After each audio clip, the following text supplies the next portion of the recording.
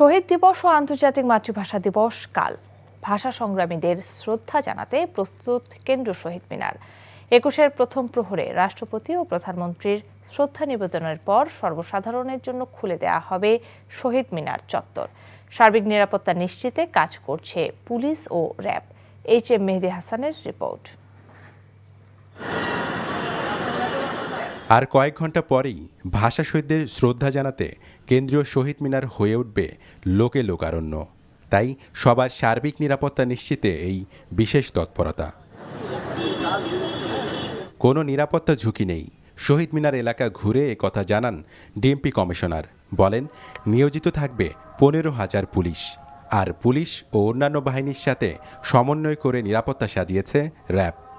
আমাদের inner perimeter, outer পেরিমিটারে আমাদের force আছে এবং আমরা কয়েকটা সেক্টরে ভাগ করেছি। প্রত্যেকটা সেক্টরই আমাদের ফুট পেট্রোল, গাড়ির পেট্রোল এবং স্ট্রাইকিং রিজার্ভ থাকবে।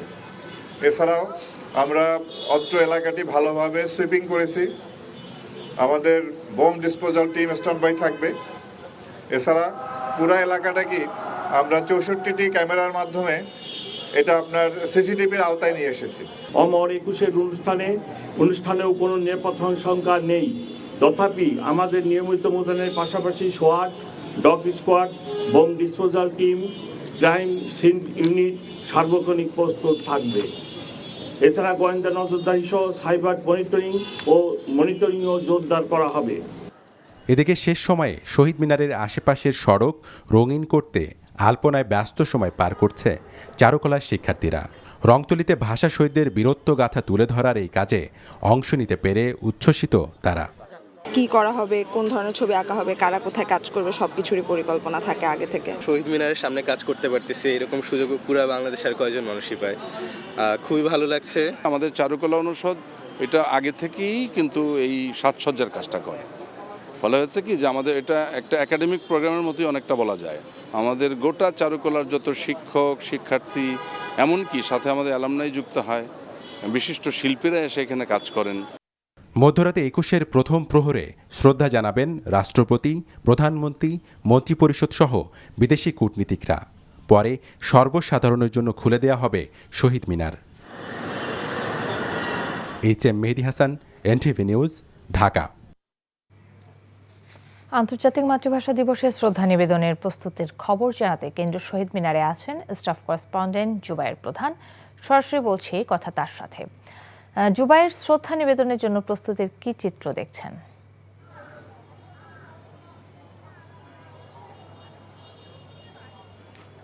কাকলি, অমর ২১শে ফেব্রুয়ারিকে কেন্দ্র করে পুরো শহীদ মিনার প্রাঙ্গণ এবং এর আশেপাশের এলাকায় কিন্তু যে আলপনার রঙে একদম ছেয়ে গিয়েছে।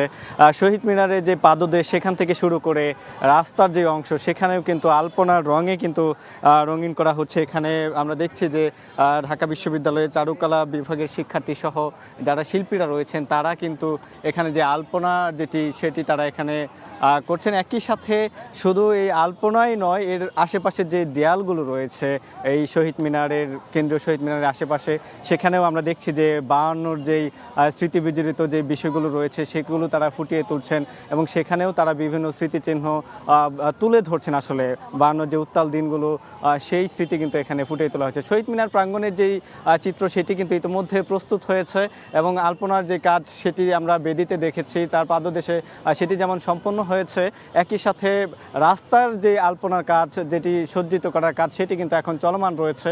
এখানে শিক্ষার্থী সহ সর্বস্তরের আমরা দেখছি যে মানুষের যে উপস্থিতি সেটিও কিন্তু এখানে রয়েছে।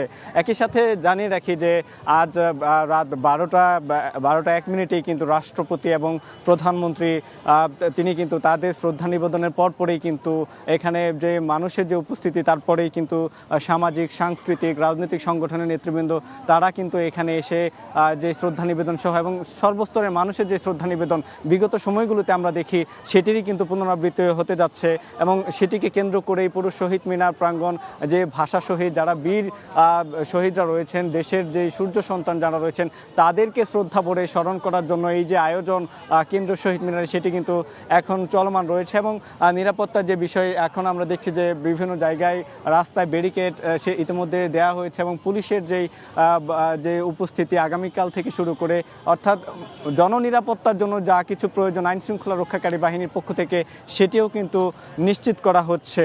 1952 সালে যেই সালাম, রফিক, শফিক, বরকত, শফিউর সহ এই যে যারা শহীদ হয়েছেন, ভাষার জন্য যারা জীবনকে তাদের উৎসর্গ করেছেন, সেই শহীদদেরকে কিন্তু শ্রদ্ধা ভরে স্মরণ করার জন্য মানুষজনের যে উপস্থিতি, আগামীকালকে সর্বস্তরের মানুষের উপস্থিতি যেমন থাকবে, সকল প্রতিষ্ঠান, সামাজিক সাংস্কৃতিক তাদের উপস্থিতিও কিন্তু এখানে কিন্তু থাকবে। এখন আমরা দেখছি যে আলপনার যে কাজ, যে রঙিনভাবে যে রাস্তার কাজগুলো রাস্তার মধ্যে রঙিন করা হচ্ছে, সুন্দর করে সাজানোর যে চেষ্টা সেটি কিন্তু তারা এখন করে যাচ্ছেন। তাদের তুলিতে ভাষা শহীদদের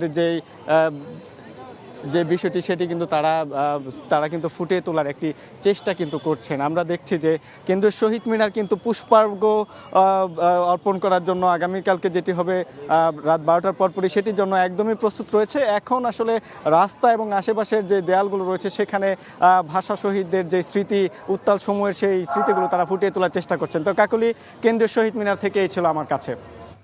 দর্শক, জানছিলাম কেন্দ্রীয় শহীদ মিনারের প্রস্তুতির খবর।